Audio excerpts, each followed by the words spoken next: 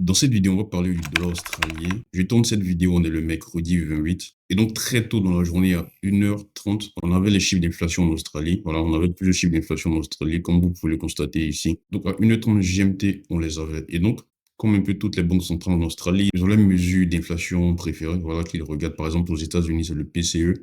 En Australie, ils ont ici ce qu'on appelle le Weighted CPI year over year. Ça, c'est l'inflation globale. Ensuite, le core inflation, l'inflation cœur.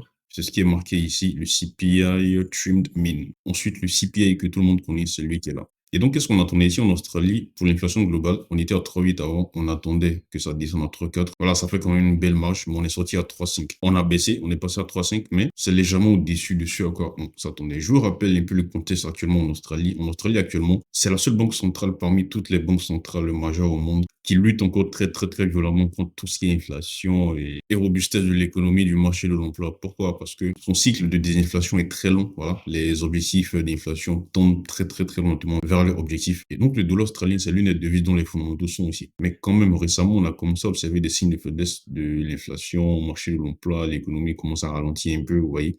Mais c'est pas ouf. Ça va dans le bon sens, mais c'est très long, vous voyez. Et donc, comme conséquence, la Banque centrale, elle a prévu seulement baisser les taux l'année prochaine. Et donc, probablement, ça sera la seule banque centrale qui ne baissera pas les taux cette année, parmi les banques centrales majeures au monde entier. Et donc, aujourd'hui, on attendait ces chiffres d'inflation là pour essayer de voir si ça partait dans le même sens. Et on les attendait largement à la baisse. Comme ici, l'inflation globale, ici, on attendait à 3,4, alors qu'avant, on était à 3,8. Et donc, qu'est-ce qu'on a eu à l'annonce? À l'annonce pour l'inflation globale, comme j'ai dit tout à l'heure, on a baissé, on est passé de 3,8 à 3,5, mais on était un peu plus haut que ce à quoi on s'attendait à 3,4. Avant, on était à 3,8 ici. Voilà, on s'attendait à 3,4, mais on a baissé à 3,5. Ensuite, tout le reste. Ici, c'est l'inflation cœur en Australie. C'est celui qui est là. On était à 4,1, il est sorti à 3,8. Ça, c'est une belle décélération quand même, vous voyez. Parce que je vous rappelle que le 6 août, lorsqu'on a eu l'annonce du taux en Australie, dans le compte rendu, quand même, la Banque centrale elle avait souligné qu'en variation trimestrielle, voilà, cette inflation avait baissé de très peu, au fait, cette année. C'est vrai, du premier trimestre, on était à 4%, au deuxième trimestre, on est passé à 3,9%. Et donc, il y a seulement eu une baisse de 0,1%. Et donc, vous voyez qu'une trimestre et une autre baissée de 0,1%, c'est faible quand même. Et donc, c'était important de voir comment est-ce qu'en variation annuelle, cette inflation cœur là, cette inflation sous-jacente, elle se comporter. Et donc, on a vu qu'il est passé de 4,1 à 3,8, vous voyez. Et donc, la réaction qu'on a eue sur le dollar australien, c'est même la raison de cette vidéo. J'ai trouvé que c'était assez bizarre. On avait annoncé, c'était à 1h30. À 1h30, lorsque ces chiffres sont sortis, on est parti à la hausse comme ça. C'est cette bougie qui est là. En 30 minutes, on est parti à la hausse comme ça. J'ai trouvé que c'était assez bizarre. Pourquoi? Parce que quand on regarde, c'est comme si le marché s'est focalisé seulement sur l'inflation globale ici. Vous voyez? Et en plus, même si on était focalisé sur l'inflation globale, vous voyez qu'on a quand même baissé. On est passé de 3,8 à 3,5. Mais juste le fait que c'est sorti 0,1% de plus que ce à quoi on s'attendait, parce que le coup, c'était aussi pour le dollar australien. J'ai trouvé ça assez bizarre. Alors que si on regarde tous les autres chiffres d'inflation, ils sont tous sortis dans le rouge. L'inflation sous-jacente, tout est sorti dans le rouge ici. Vous voyez, on est passé de 4,1 à 3,8.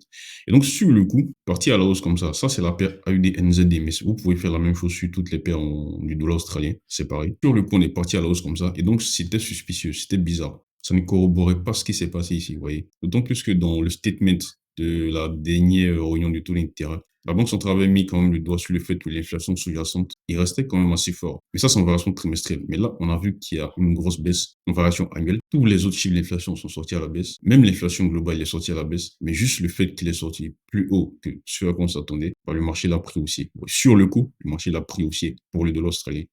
Donc, à 1h30, on a vu la UDNZD qui est partie à l'os comme ça.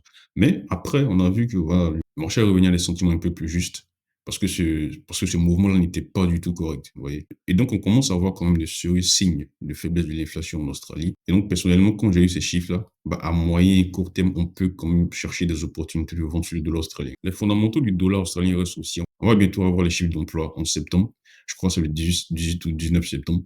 C'est assez loin. On va voir si ces chiffres-là partent dans le même sens que l'inflation en Australie. Et donc, moi, quand ces chiffres sont sortis, on a eu cette réaction-là. Bon, je ne trouvais pas ça normal. Et donc, j'ai cherché une opportunité de vente court terme sur le dollar australien. Et donc, ici, dans le compte rendu, c'est dit que, en fait, l'inflation globale, elle a baissé parce que le gouvernement australien a baissé le coût de l'électricité de juin en juillet. Mais au niveau des prix des biens eux-mêmes en Australie, c'est dit que ça n'a pas vraiment changé. C'est comme si cette inflation a juste changé. C'est ce qui est dit. C'est juste à cause des prix d'électricité qui ont baissé. Des mois à un autre, le prix des biens de consommation de tous les jours, tout ça n'a pas changé. Et donc, comme je disais, lorsqu'on a eu ces chiffres à très court terme, je cherchais des opportunités de vente sur le dollar australien à très court terme. Voilà.